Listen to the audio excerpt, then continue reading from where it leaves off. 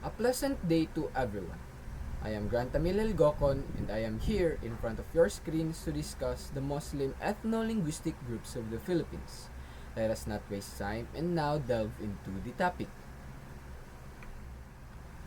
Before I will discuss the Muslim ethno-linguistic groups, let us first do a background check about Islam in the Philippines. Muslim ethno-linguistic groups in the Philippines are commonly referred to as Moro.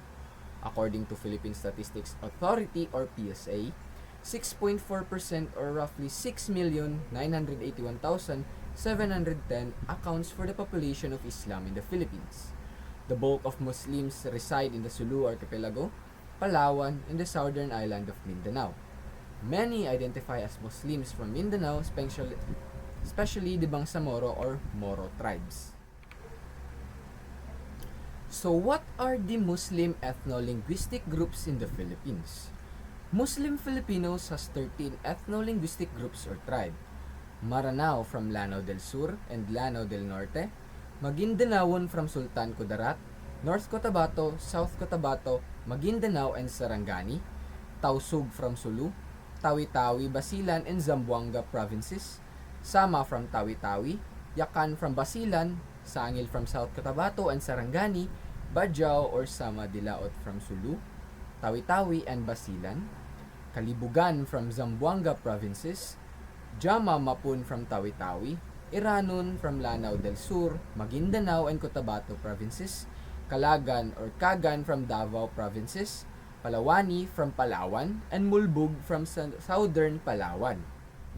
There are a total of 13 Muslim ethno-linguistic groups in the Philippines, but I will be discussing only 7 of them, while the other 6 will be discussed by my groupmate.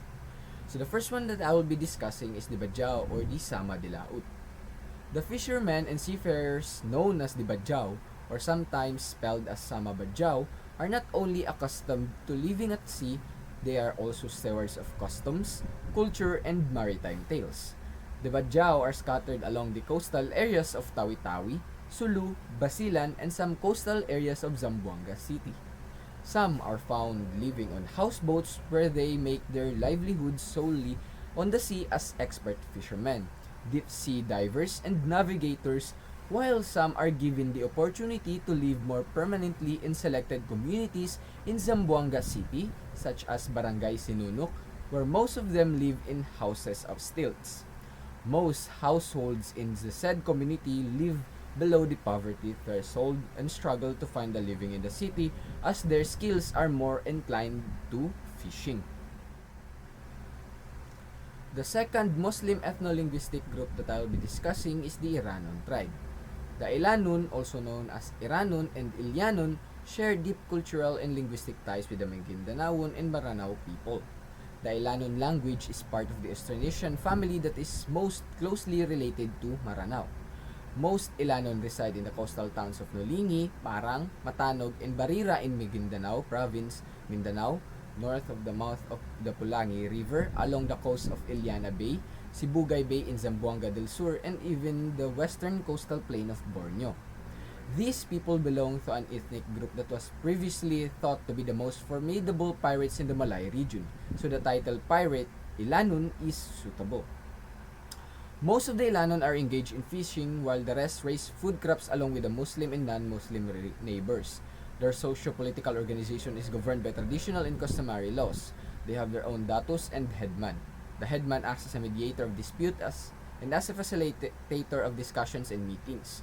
The Ilanon are Muslim and common to all Muslim groups in the performance of the 5 pillars of Islam.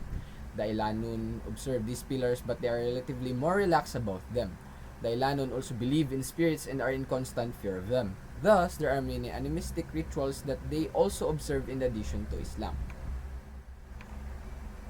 The third Muslim ethno-linguistic group that I'll be discussing is the Jama Mapun. Jama Mapun is the native inhabitants of the Cagayan de Tawi-Tawi or the Cagayan de Sulu or Mapun and the Turtle Island where it is closest to Sabah, Malaysia. They are also found in the northern Palawan and other nearby islands. Jama Mapun is from the word Jama, meaning people, and Mapun, which indicates the name of the island municipality of Mapun, thus called the people of Mapun. They are one of the Bangsamoro ethnic tribes in the Philippines. They are the Sama-speaking people widely known for their creativity and traditions. Their spoken language is called Pulun Mapun, meaning Mapun language. They speak a Sama-Bajau language of the Austronesian language family, and most are adherents of Islam. Most of the Bajau Cagayan live in well-established villages with houses that are built on stilts. The villagers fish, mostly in all-male crews, on a daily or overnight basis, returning to village to eat and to sleep. Common work areas, kitchens are usually built on the backsides of the houses. The Bajau Cagayan are Sunni Muslims of the Shafitite branch. Claims to religious piety and learning are important sources of the individual prestige, and Salif, or descendants of Muhammad, are shown special honor. Variations of Islamic practices are associated with the relative status of different groups. The Kalagan live on the island of Mindanao in the southern Philippines. They are located in the area between the interior uplands and the western coast of the Davao Gulf. These Kalagan are mainly of the Tagakaulo Kalagan branch.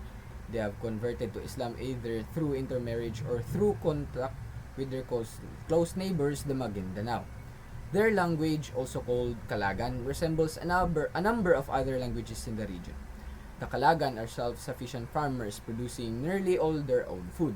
Wet rice is grown in the lowlands, and dry rice and corn are raised in the mountainous areas. Vegetables such as tomatoes, squash, and beans are grown, coconuts abound, and many kinds of fruit are available. Goats are raised for meat, and chickens are raised for both eggs and meat. In addition to farming, the Kalagan catch fish and obtain wild foods and other various materials from the marshes. The Tagakaulo Kalagan were not introduced to Islam until Muslim missionaries arrived in the area during the 50s. About half of the entire group of Kalagan came under Islamic influence at the time. However, many of the Kalagan remained animists, or people that believe that non-human objects have spirits. Today, many are still ethnic religionists, believing in the traditions and religions of their forefathers. They continue to believe in a variety of environmental spirits. Many tales are also told of magic, sorcery, and supernatural beings.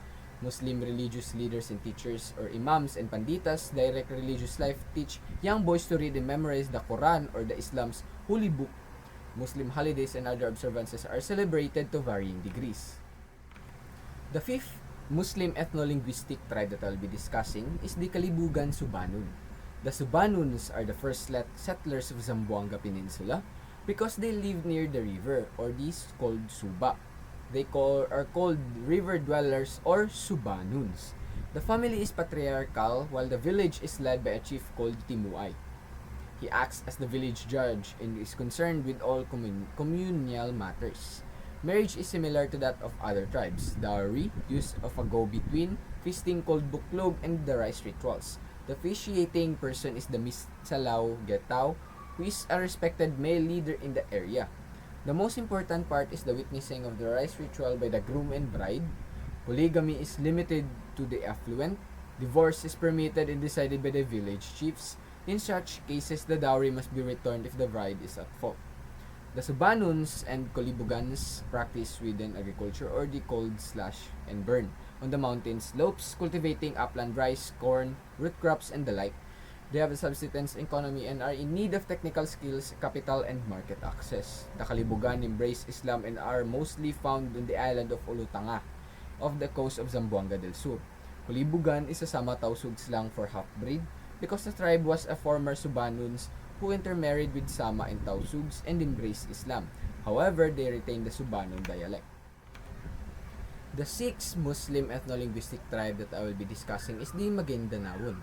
The Maguindanaon, or Maguindanao for some, inhabit North Cotabato, South Cotabato, Sultan Kudarat, Zamboanga del Sur, and Maguindanao, the latter having the largest concentration. Maguindanaon means people of the floodplain, for they primarily inhabit the broad Pulangi River Valley and Delta, which occasionally flood. The Maguindanaon are divided into two principal groups, each with its own dialect and traditional location. The Tao Salud, or people of the lower valley, and Tao Salaya, or people of the upper valley. The Tao Salud are concentrated in the areas around Cotabato City and extend to South Dinaig. Although Islam was likely introduced to Mindanao in the 14th or early 15th century, the religion was not solidly established among the Maguindanao until about 1515.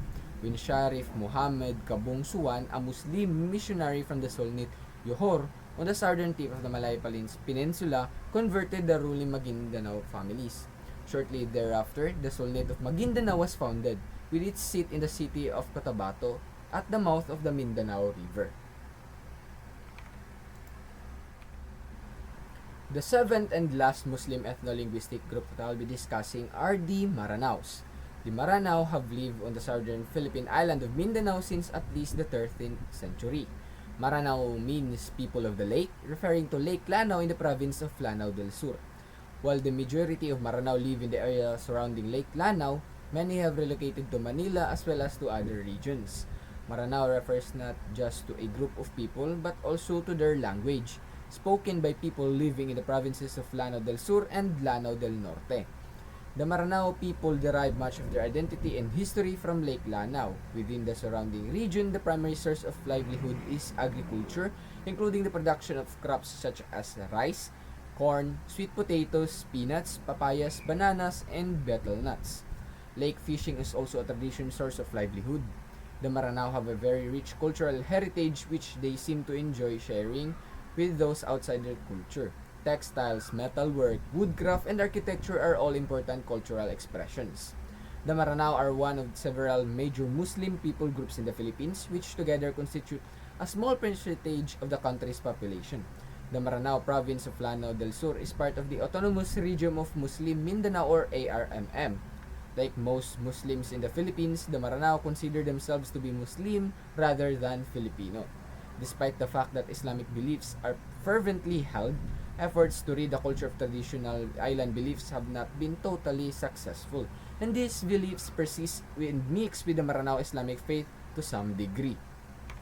That would be all my report about the Muslim ethno-linguistic groups in the Philippines, and here are the references of my own report. Thank you all for listening.